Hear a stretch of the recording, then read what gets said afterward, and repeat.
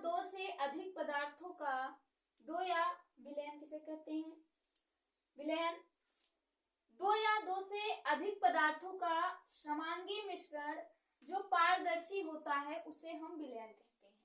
जैसे आप एक गिलास, एक बीकर में पानी लेंगे और इसमें आप जब नमक डालेंगे, NaCl जब डालेंगे, तब ये क्या होगा, पारदर्शी माध्यम, मतलब पानी यहाँ तक है तो नमक सीधे यहाँ आएगा, नमक सीधे यहाँ से आके यहाँ गिरेगा और बाद में पानी में वो इस तरीके से घुल जाएगा कि आपको नमक कहीं दिखाई नहीं देगा, सिर्फ पानी ही आपको दिखाई देगा।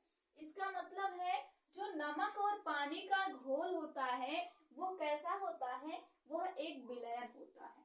अब विलयन तो होता है, विलयन में आपने देखा कि नमक और पानी मतलब O2 और NaCl, ऑक्सीजन और सोडियम क्लोराइड मिला के एक घोल बना है जिसको बोलते हैं नमक पानी का घोल। नमक पानी का घोल बनाने के लिए इसमें दो चीजें हैं, एक पानी है और दूसरा NaCl है। इसी प्रकार से विलयन दो प्रकार का होता है, पहला होता है विलेय और दूसरा होता है विलायक। विलेय होता है जिसमें विलायक घुल जाता है, विलायक विलायक वह होता है जिसमें विलय जो है वो अच्छे तरीके से एकदम घुल मिल जाता है। तो इसमें जो O2 है, जो पानी है वो है विलयन, जो पानी है वो है विलायक और जो नमक है वो है विलेय। उसमें पानी में जो है नमक वो मिल जा रहा है। तो इस तरीके से विलयन दो प्रकार का होता है।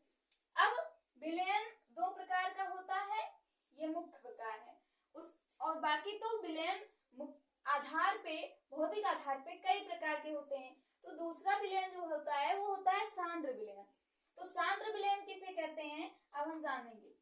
वह विलयन जिसमें विलेय की सांद्रता विलायक की सांद्रता के बिल्कुल लगभग बराबर होती है।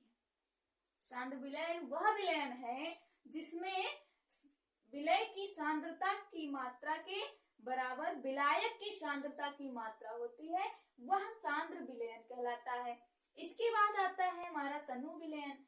तनु विलयन वह विलयन होता है जब विलेय में विलयन की सांद्रता विलेय के मोलों की संख्या, कह रहा है कि जब विलयन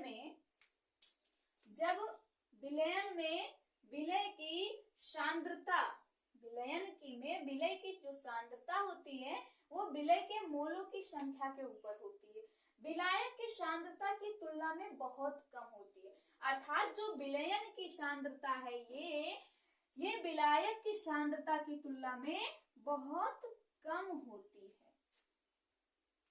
इसके बाद आते हैं विलयन की सांद्रता व्यक्त करने की विधि। तो विलयन की सांद्रता को व्यक्त करने की निम्नलिखित विधियां हैं। पहली आती है मोल, इसके बाद आएगी मोलरता, उसके बाद आएगी मोलरिटी। तो आप पहले मोल के बारे में जानें।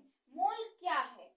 मोल एक मात्रक होता है जिसका मान 6.023 into 10⁻⁴ होता है।